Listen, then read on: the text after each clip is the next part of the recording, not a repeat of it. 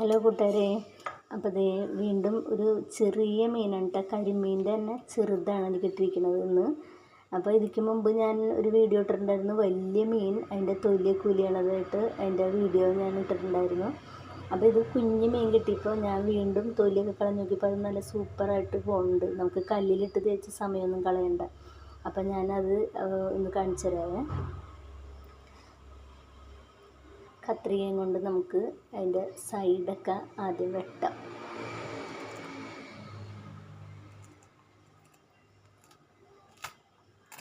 കണ്ടില്ലേ, ഇതുപോലെ അതിൻ്റെ സൈഡ് വിട്ടെടുത്തിട്ടുണ്ട്.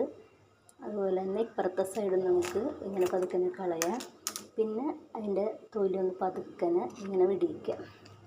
നമ്മൾ തുണിയൊക്കെ കട്ട് ചെയ്യണ പോലെ അതിൻ്റെ തലയുടെ ഭാഗത്ത് ഇങ്ങനെ ഒന്ന് കട്ട് ചെയ്ത് കൊടുത്തു കഴിഞ്ഞാൽ നമുക്ക് ആ തൊലി ഇതുപോലെ ഇങ്ങനെ വിളിച്ചെടുക്കാൻ പറ്റും. കണ്ടില്ലേ, ഇത്ര ചെറുതാണെങ്കിൽ പോലും നമുക്കത് സാധിക്കേണ്ടെന്നുള്ളതാണ്. കുഞ്ഞു മീനാണെങ്കിലും നമുക്ക് അത് ഇങ്ങനെയൊക്കെ തൊലി കളഞ്ഞൊക്കെ എടുക്കാൻ പറ്റും എന്നുള്ളതിൻ്റെ തെളിവാണത്. കണ്ടില്ലേ.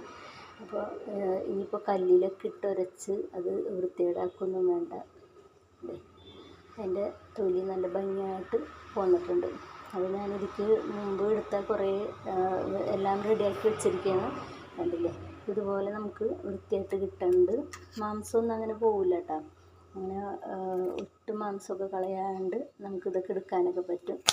അപ്പോൾ ഞാനിത് ചെയ്ത് നോക്കിയപ്പോൾ നല്ല ഭംഗിയായിട്ട് എനിക്കിത് ചെയ്യാൻ പറ്റിയതുകൊണ്ടാണ് വീണ്ടും ഞാൻ കാണിച്ചു തരുന്നത്. കണ്ടില്ലേ, ഇപ്പം ഇത്ര വൃത്തിയായിട്ട് കിട്ടി നമുക്ക്. ഇനി ഞാൻ ബാക്കി നന്നാക്കി വെച്ചതൊക്കെ കാണിച്ചു തരാം കേട്ടോ.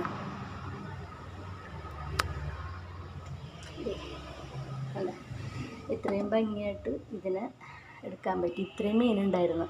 അത് അധികം സമയമൊന്നും എടുക്കാണ്ട് എനിക്കിത് വേഗം തൊലി കളഞ്ഞെടുക്കാൻ പറ്റി.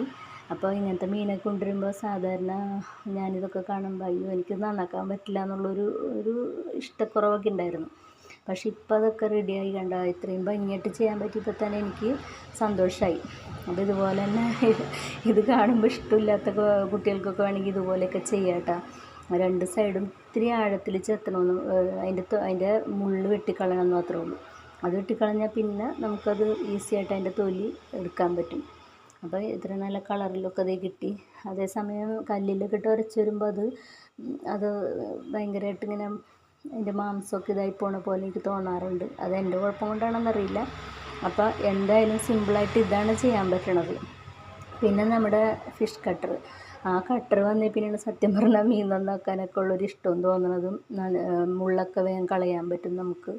മറ്റേ കത്തിയാണെങ്കിൽ നമുക്കത് ഭയങ്കര ബുദ്ധിമുട്ടാണ് നന്നാക്കിയെടുക്കാനൊക്കെ. അത് മുറിച്ചെടുക്കാനും പാടായിട്ട് എനിക്ക് തോന്നിയിട്ടുണ്ട്. അപ്പോൾ കത്രിക ഏറ്റവും വലിയ ഉപകാരമാണ് നമുക്ക്. മീൻ നന്നാക്കണ കത്രിക സൂപ്പറാണ് കേട്ടോ. അപ്പോൾ അതുകൊണ്ട് തന്നെ ഈ കുഞ്ഞു മീനൊക്കെ ഞാൻ തൊലി കളഞ്ഞ് വെച്ചിരിക്കുന്നുണ്ടല്ലേ. അപ്പോൾ ഇതുപോലെ എല്ലാവർക്കും ചെയ്യാൻ പറ്റും. ഇതുപോലെ ചെയ്യണവരൊക്കെ ഉണ്ടാവും. എന്നാലും ഞാനിത് അറിയാൻ പറ്റാത്തവർക്ക് വേണമെങ്കിൽ ഈ വീഡിയോ ഉപകരിക്കുമല്ലോ. അപ്പോൾ ഇനി അടുത്ത വീഡിയോ ആയിട്ട് കാണാം കേട്ടോ. Okay, by.